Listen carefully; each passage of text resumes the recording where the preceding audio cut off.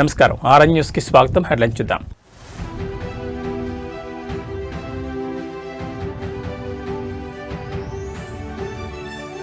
ఢిల్లీకి సీఎం రేవంత్, మహేష్ గౌడ్ రాజ్యసభ అభ్యర్థుల ఎంపికపై హైకమాండ్ తో కీలక భేటీ.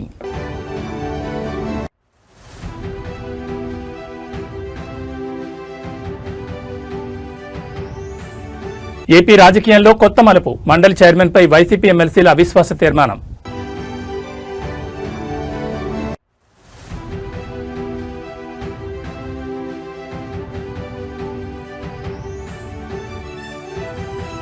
జైలు నుంచి బాల్కసుమన్ విడుదల, కాంగ్రెస్ ప్రభుత్వంపై నిప్పులు చెరిగిన మాజీ ఎమ్మెల్యే.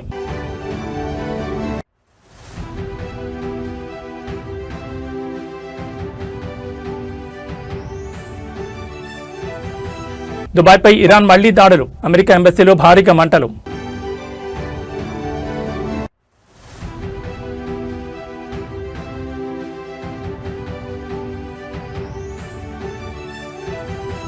యుద్ధ భయంతో కుప్పకూలిన మార్కెట్లు, సెన్సెక్స్ 1700, నిఫ్టీ 500 పాయింట్లు పతనం. ఇక డీటెయిల్స్ చూస్తే తెలంగాణ రాజకీయాల్లో రాజ్యసభ ఎన్నికల హీట్ పెరిగింది. ఈ నేపథ్యంలో సీఎం రేవంత్ రెడ్డి రోజు ఢిల్లీకి బయలుదేరనున్నారు. ఆయనతో పాటు టీపీసీసీ చీఫ్ మహేష్ కుమార్ కూడా ఢిల్లీకి వెళ్తున్నారు. రాజ్యసభ అభ్యర్థుల ఎంపికపై పార్టీ అధిష్టానంతో కీలక చర్చలు జరపనున్నారు. 2 ఖాళీల్లో ఒక సీటు ఇప్పటికే సీనియర్ నేత అభిషేక్ మను సింఘ్వీకి ఖరారైనట్లు సమాచారం. సింఘ్వీ ఇప్పటికే హైదరాబాద్ చేరుకుని స్థానిక నాయకులతో భేటీ అయినట్టు తెలుస్తోంది. అధిష్టానం నిర్ణయాన్ని అధికారికంగా ప్రకటించే అవకాశం ఉంది. మిగిలిన ఒక్క సీటు విషయంలో మాత్రం పార్టీ వర్గాలు తీవ్ర చర్చలు సాగుతున్నాయి. ఈ సీటు కోసం పలువురు నేతలు పోటీ పడుతున్నట్టు తెలుస్తోంది. ముఖ్యంగా వి హనుమంతరావు, వేం నరేందర్ రెడ్డి పేర్లు ప్రధానంగా వినిపిస్తున్నాయి. ఇదిలా ఉండగా మాదిగ సమాజానికి అవకాశం ఇవ్వాలని ప్రముఖ దళిత నాయకుడు మందకృష్ణ మాదిగ పార్టీ అధిష్టానానికి లేఖ రాసినట్లు సమాచారం. సామాజిక సమీకరణలను దృష్టిలో ఉంచుకుని నిర్ణయం తీసుకోవాలని ఆయన విజ్ఞప్తి చేశారు. మొత్తంగా సీఎం రేవంత్ రెడ్డి ఢిల్లీ పర్యటన అనంతరం పరిస్థితి స్పష్టతకు వచ్చే అవకాశం ఉంది. రాజ్యసభ అభ్యర్థుల ఎంపికపై అధిష్టానం తుది నిర్ణయం తీసుకోనుండడంతో రాష్ట్ర కాంగ్రెస్ వర్గాల్లో ఉత్కంఠ నెలకొంది.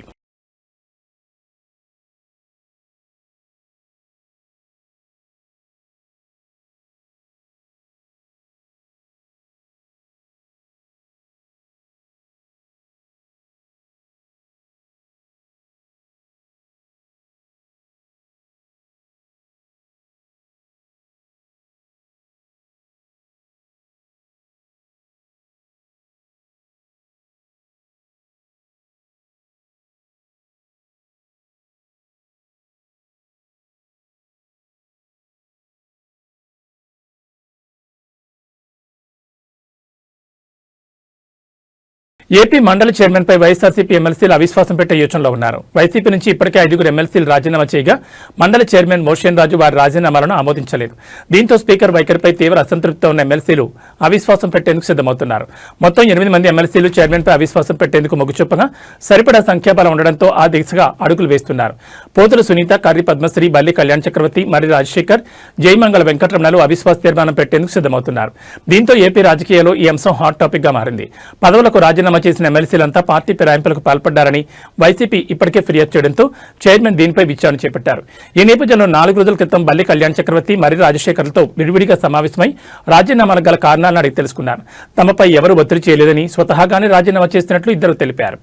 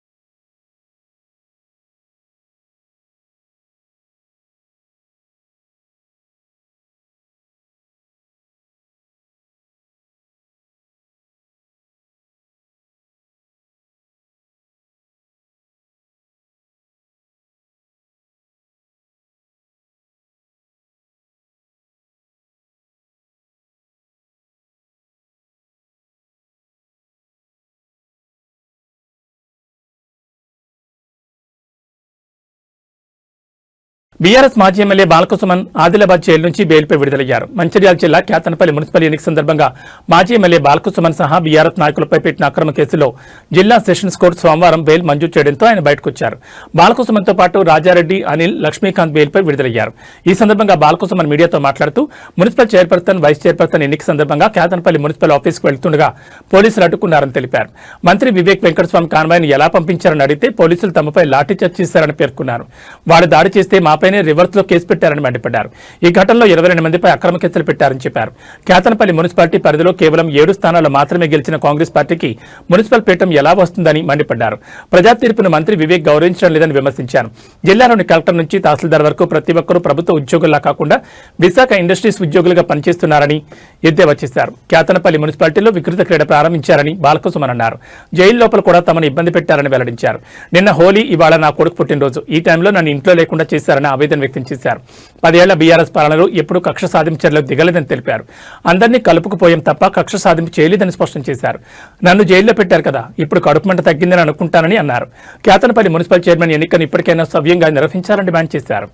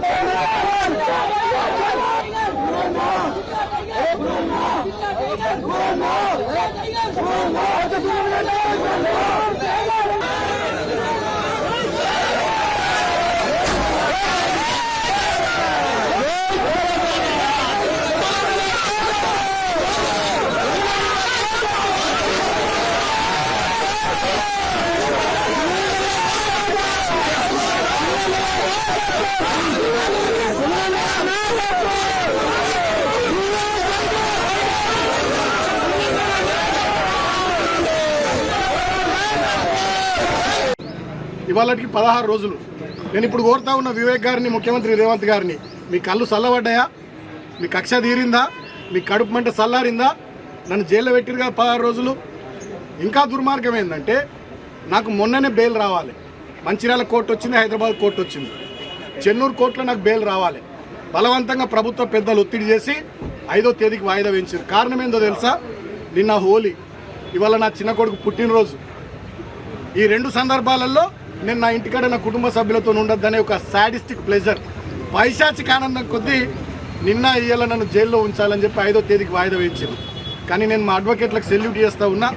మా కేసీఆర్ గారు ఎప్పటికప్పుడు మానిటర్ చేసి వారికి కూడా కృతజ్ఞతలు. మా అడ్వకేట్లు మంచిర్యాలలో కానీ, చెన్నూరులో కానీ, హైదరాబాద్లో కానీ మాకు బెయిల్ రావడానికి వాళ్ళు బాగా కృషి చేసి వాళ్ళకు హృదయపూర్వకంగా కృతజ్ఞతలు. రంగుల పండుగ హోలీని మేడ్చల్ ఎమ్మెల్యే మల్లారెడ్డి అత్యంత ఉత్సాహంగా జరుపుకున్నారు. బోయినపల్లిలోని ఆయన నివాసంలో ఏర్పాటు చేసిన వేడుకల్లో కుటుంబ సభ్యులు భారీ సంఖ్యలో తరలివచ్చిన కార్యకర్తలతో కలిసి ఆయన రంగులు పూసుకున్నారు. ఎప్పుడూ తనదైన మాటలతో, మేనరిజంతో అందరినీ అలరించే మల్లారెడ్డి ఈసారి హోలీ పాటలకు కార్యకర్తలతో కలిసి తీన్మార్ స్టెప్పులు వేశారు. హోలీ అంటే సంతోషం, అందరూ కలిసిమెలిసి ఉండాలని ఆయన ఈ సందర్భంగా సందేశాన్ని ఇచ్చారు. మల్లారెడ్డి డాన్సులు చేస్తున్న వీడియోలు ప్రస్తుతం సోషల్ మీడియాలో వైరల్ అవుతున్నాయి.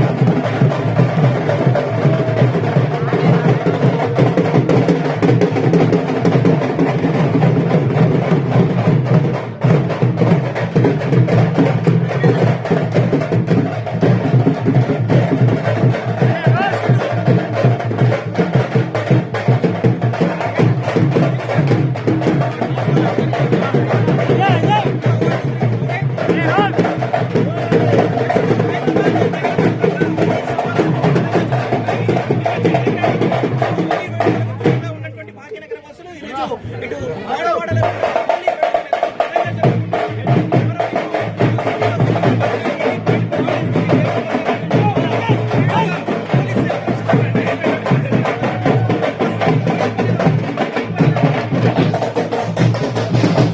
సంగారెడ్డిలో జరిగిన హోలీ వేడుకలో టీపీసీసీ వర్కింగ్ ప్రెసిడెంట్ సంగారెడ్డి మాజీ ఎమ్మెల్యే జగ్గారెడ్డి సందడి చేశారు. రామ్ మందిర్ దగ్గర జరిగిన వేడుకల్లో చిన్ననాటి మిత్రులు, సన్నిహితులు, స్థానిక ప్రజలపై రంగులు చల్లారు జగ్గారెడ్డి. కార్యక్రమంలో డీజే పాటలు, డప్పు చప్పుళ్లకు అనుగుణంగా చిన్నారులతో కలిసి డాన్సులు వేశారు. తానే స్వయంగా డప్పు కొడుతూ నృత్యం చేయడం ప్రత్యేక ఆకర్షణగా నిలిచింది. అనంతరం పట్టణంలోని రామ్ మందిర్ కమాన్ వద్ద ఏర్పాటు చేసిన ఒట్టికొట్టే కార్యక్రమంలో పాల్గొని అందరినీ ఉత్సాహపరిచారు.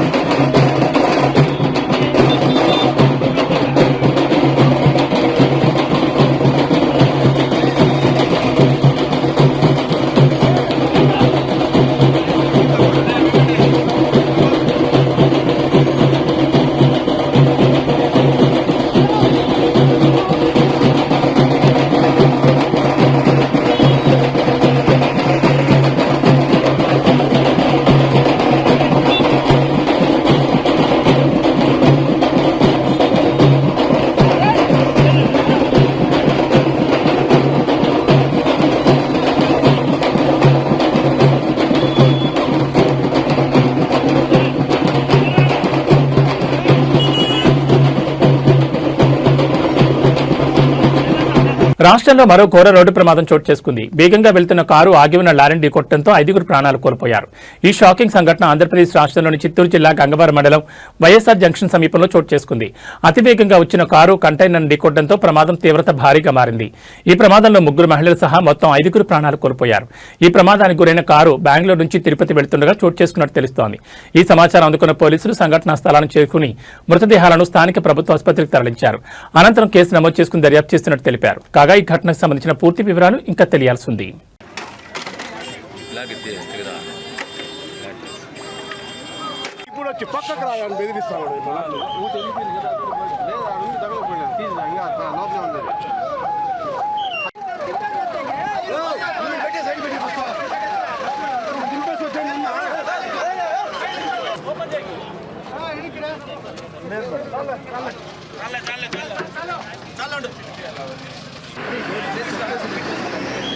బాలాజీ బాలాజీ బాలాజీ బాలాజీ చెప్తాం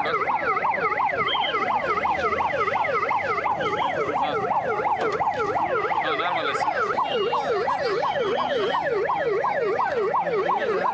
ఎన్నో ఏళ్లుగా వస్తున్న సాంప్రదాయాన్ని కొనసాగించే క్రమంలో పెద్ద మొత్తంలో భక్తులు అగ్నిగుండంలో పడిపోవడంతో తీవ్ర గాయాలయ్యాయి.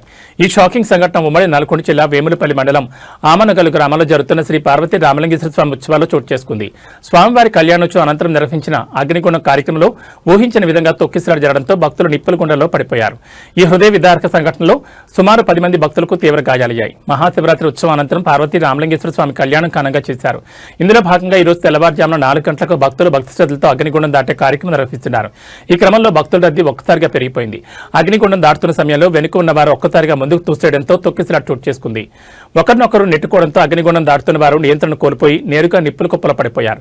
ఈ ప్రమాదం జరిగిన వెంటనే అక్కడే విధుల్లో ఉన్న పోలీసులు స్థానికులు వెంటనే స్పందించి తమ ప్రాణాలు తెగించి నిప్పుల్లో పడిపోతున్న భక్తులను బయటకు లాగారు. పోలీసుల అప్రమత్తతో పెద్ద ప్రాణాపాయం తప్పినప్పటికీ 10 మంది భక్తులు నిప్పుల్లో పడి గాయపడ్డారు. బాధితులను హుటాహుటిన చికిత్స నిమిత్తం సమీపంలోని ఆసుపత్రికి తరలించారు. ప్రస్తుతం వారికి వైద్యులు అత్యవసర చికిత్స అందిస్తున్నారు. భక్తి పారవస్యంలో ఉన్న భక్తులు ఒక్కసారిగా జరిగిన ఈ ప్రమాదంతో తీవ్ర భయాందోళనకు గురయ్యారు.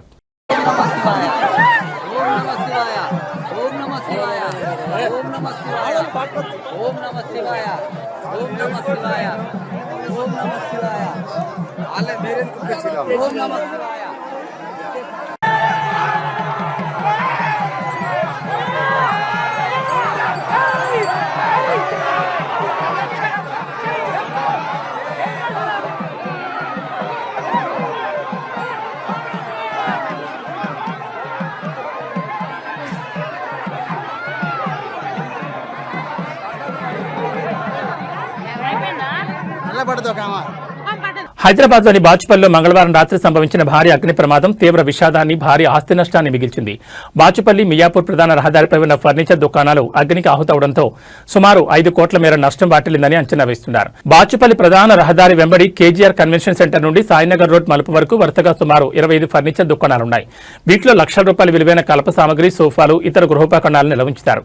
మంగళవారం రాత్రి 10 గంటల 45 నిమిషాల సమయంలో ఒక్కసారిగా మంటలు చెలరేగడంతో ఈ ప్రాంతమంతా దట్టమైన పొగతో నిండిపోయింది. ప్రాథమిక సమాచారం ప్రకారం విద్యుత్ షార్ట్ సర్క్యూట్ కారణంగా ఒక దుకాణంలో మంటలు మొదలయ్యాయి.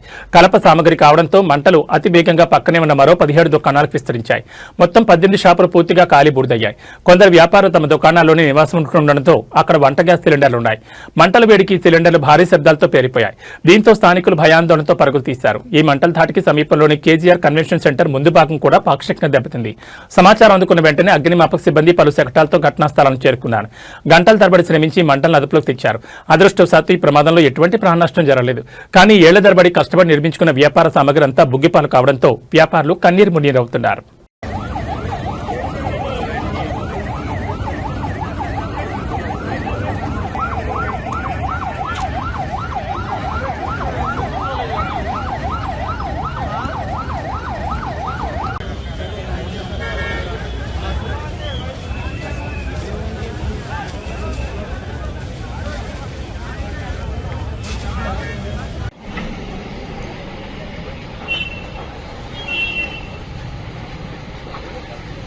ఇదంతా ఫర్నిచర్ షాపులు కదా, లోపలన్నీ తగలబడిపోతున్నాయి.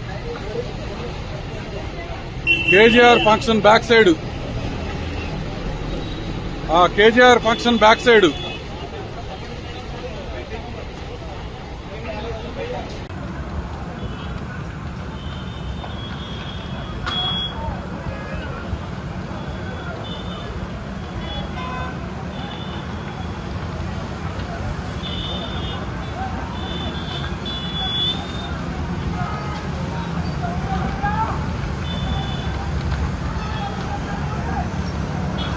ఇరాన్లోని ఉర్మియా నగరంపై అమెరికా, ఇజ్రాయెల్ జరిపిన వైమానిక దాడులు కలకలం రేపాయి. భారతీయ విద్యార్థులు నివసిస్తున్న హాస్టల్కు కేవలం 300 మీటర్ల దూరంలోనే బాంబులు పడడంతో భవనాలన్నీ కంపించాయి. ఉర్మియా యూనివర్సిటీలో చదువుకుంటున్న కాశ్మీరీ విద్యార్థులు తీవ్ర భయాందోళనకు గురయ్యారు. ప్రతి గంటకు ఫైటర్ జెట్లు గాల్లో చక్కర్లు కొడుతున్నాయని, స్థానికులు నగరాన్ని వదిలి వెళుతున్నారని సమాచారం. యుద్ధం కారణంగా ప్రాంతమంతా దట్టమైన పొగతో నిండిపోయింది.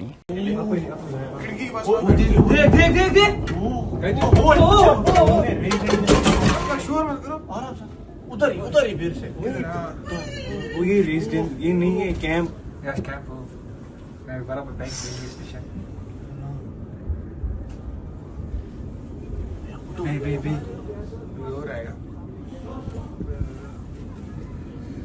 देखिए यहाँ बस ही है, यहाँ फूड एक्टिव देखो पूरा सा ये बंद हुआ है.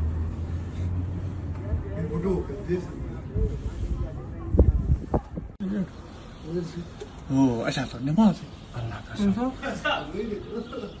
قسم randomly fake. అమెరికా ఇజ్రాయెల్పై ఇరాన్ ప్రతీకార దాడులు కొనసాగుతున్నాయి. గల్ఫ్ దేశాల్లో అమెరికా కార్యాలయాలు, వైమానిక స్థావరాలు లక్ష్యంగా దాడులు జరుగుతున్నాయి.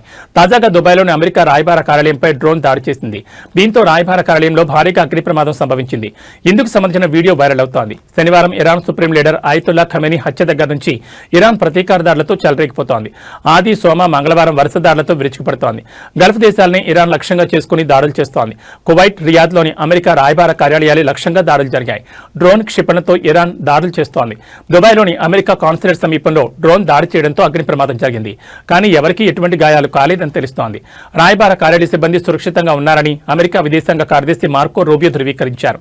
మంగళవారం తెల్లవారుజామున రియాద్లోని అమెరికా రాయబార కార్యాలయంపై ఇరాన్ 2 డ్రోన్లు దాడి చేయడంతో స్వల్ప అగ్ని ప్రమాదం సంభవించిందని సౌదీ అరేబియా రక్షణ మంత్రిత్వ శాఖ తెలిపింది. భవనానికి స్వల్ప నష్టం వాటిల్లిందని పేర్కొంది.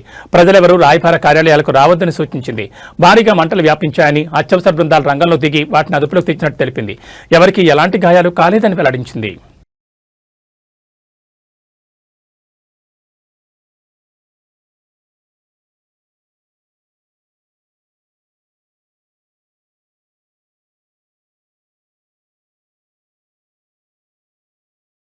అమెరికా, ఇజ్రాయెల్ దేశాలు ఇరాన్పై చేసిన సంయుక్త దాడి మిడిల్ ఈస్ట్ కంట్రీస్పై తీవ్ర ప్రభావం చూపుతోంది.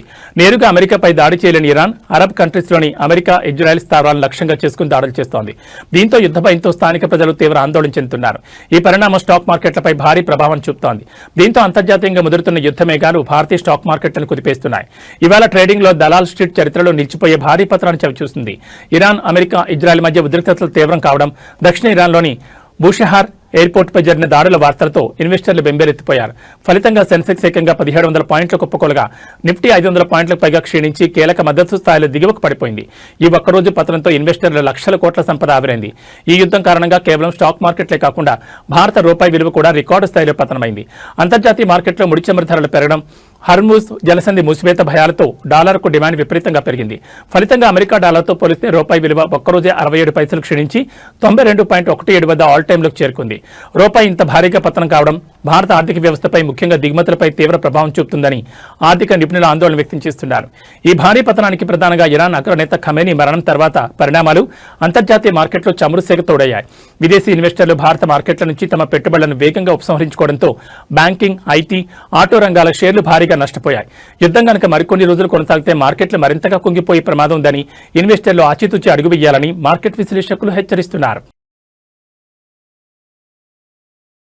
3 రోజుల క్రితం వరకు భారీగా పెరిగిన బంగారం ధర ఇప్పుడు దిగివస్తోంది. పెళ్లిళ్లు, ఇతర శుభకార్యాల కోసం బంగారం కొనుగోలు చేయాలని ఎదురుచూసే వారికి ఇదే మంచి సమయం అని చెప్పాలి. వరుసగా 3 రోజులు 10 గ్రాముల బంగారం ధర 8,580 నుంచి 7,880 వరకు తగ్గింది. అంతర్జాతీయంగా నెలకొన్న యుద్ధ పరిస్థితుల ప్రభావంతోనే ధరలు తగ్గుతున్నట్లు నిపుణులు చెబుతున్నారు. మరోవైపు రూపాయి మారకం విలువ డాలర్తో పోలిస్తే మరో 67 పైసలు పతనమైంది. దీనివల్ల కూడా బంగారం, వెండి ధరలు తగ్గినట్లుగా విశ్లేషిస్తున్నారు. ఇవాళ బంగారం, వెండి ధరలు ఇలా ఉన్నాయి. 24 క్యారెట్ల బంగారం 10 గ్రాముల ధర 3,110 రూపాయలు తగ్గి 1,64,510కి దిగివచ్చింది. అదేవిధంగా 22 క్యారెట్ల బంగారం 10 గ్రాముల ధర 2,850 రూపాయలు తగ్గి 1,50,800కి తగ్గింది. వెండి ధర కూడా భారీగా పతనమైంది. జనవరి నెలలో ఏకంగా 60% పెరిగి కిలో వెండి ధర 4 లక్షల మార్కు అందుకోగా ఫిబ్రవరి నుంచి వెండి ధరలు తగ్గుతూ వచ్చాయి. కొద్ది రోజులుగా ధర 2,70,000 నుంచి 3 లక్షల మధ్య ఊగిసలాడుతోంది. బుధవారం కిలో వెండిపై 20,000 తగ్గడంతో ధర 2,95,000కు పతనమైంది.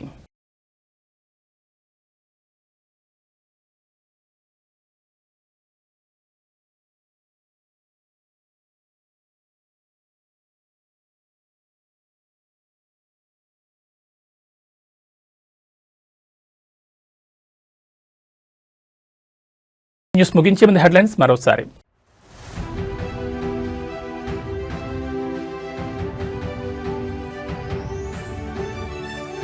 ఢిల్లీకి సీఎం రేవంత్, మహేష్ గౌడ్ రాజ్యసభ అభ్యర్థుల ఎంపికపై హైకమాండ్తో కీలక భేటీ.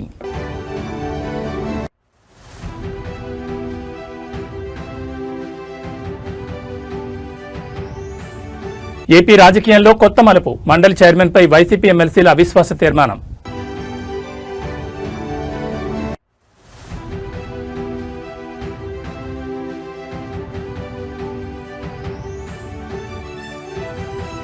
జైలు నుంచి బాల్కసుమన్ విడుదల, కాంగ్రెస్ ప్రభుత్వంపై నిప్పులు చెరిగిన మాజీ ఎమ్మెల్యే.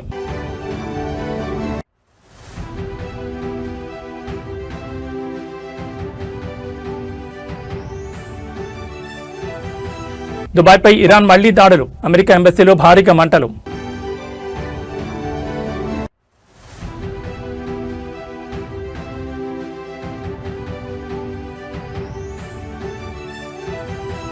యుద్ధ భయంతో కుప్పకూలిన మార్కెట్లో సెన్సెక్స్ 1700, నిఫ్టీ 500 పాయింట్లు పతనం. ఏవీ బులెటిన్ విశేషాలు. నమస్కారం.